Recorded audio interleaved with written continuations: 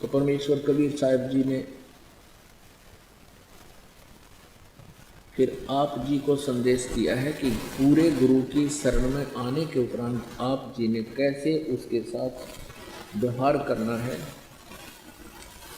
और पूरे गुरु की क्या महिमा है, कितनी वैल्यू होती है पुण्यात्माओं परमात्मा को पाने में।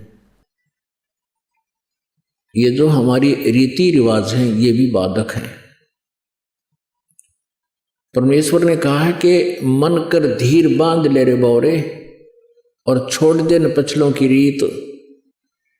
अब जैसे कल या आज जैसे भी राखी का त्योहार था, रक्षाबंधन का त्योहार था, इस रक्षाबंधन की क्या आवश्यकता है, क्यों इसको हम मना रहे हैं? ये काल के चलाए हुए अपने इस टाइम पास करने की खातिर, टाइम वेस्ट करने के लिए और हमें पीड़ित रखने के लिए एक ये रीति बना रखी है। अपुणात्मा इस ज्ञान से परिचित होने के बाद हमारी आंखें खुल जाती हैं और जो समझदार बच्चे हैं वो इस बात को स्वीकार कर लेते हैं कि संत जो कहते हैं परमेश्वर का आदेश होता है, तो फिर वो स्वीकार कर लेते हैं, फिर वो समाज की नहीं मानते।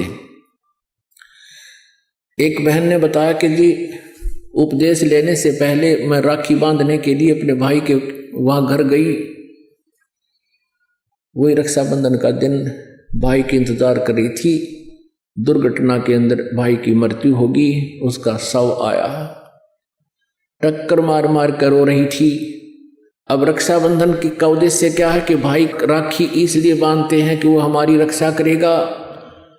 और भाई की रक्षा कौन करेगा? हमारा रक्षक कहते हैं, जो रक्षक है उसको हम भूल चुके हैं। हम सब का रक्षक कबीर साहब है, कबीर परमेश्वर पूर्ण ब्रह्म परम अक्षर ब्रह्म। हम सब ने भाई और बहनों ने मिलकर परमेश्वर कबीर जी का रक्षाबंधन बांधना चाहिए, राखी, ताकि भाई और बहन दोनों का रक्षक हो जाए। कबीर साहब को रक्षाबंधन कैसे बंधेगा? हम उसकी शरण में आ जाएंगे और जो जाकी शरणा बसे ताको ताकी लाज, जल सो ही मछली चढ़ जा बह जाते गजराज। हमने अपने परमात्मा को राखी बांधनी चाहिए। और दूसरा एक और दुख पैदा करती है ये रक्षाबंधन का दिन, जिन बहनों का भाई नहीं, अब वो रोती हैं पिछले कमरों में बैठ के अकेली, आए हमारा भाई को नहीं, हम किसके राखी बांधेंगे? कोई चाचा के, कोई ताऊ के, कोई मामा के भाइयों की मुंह की तरफ ताकेंगे हैं, और फिर वो न सोचेंगे या पैसे लेने की मारी यहाँ आ जाती है, चाहे ना कहें पर अंदर में जरूर अवश्य होगा, ऐसा होगा। और हमने ऐसा ना करना है, हमने अपने ऊपर कर्जा नहीं चढ़ाना किसी का। तो इसलिए हमने रक्षाबंधन का त्योहार कैसे मनाना है? परमात्मा का नाम ले लेना है।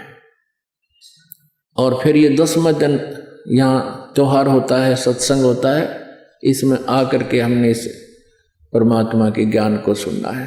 तो ये इस तरह की जो रीति रिवाजें हैं ये हमें पीड़ित करने के लिए है, हमारे को एक दूसरे से दूर करने वाली है। अब रिवाजें बन गई हैं कि बहन राखी बांधना आवेगी, उसको कुछ देना पड़ेगा, एक मजबूरी सी बन गई। तो ये भी हमारे नाते में दरार पैदा करती है। तो पुण्यात्माओं, जिन्होंने परमात्मा पाना है तो परमेश्वर के विधान को अपनाना ही पड़ेगा।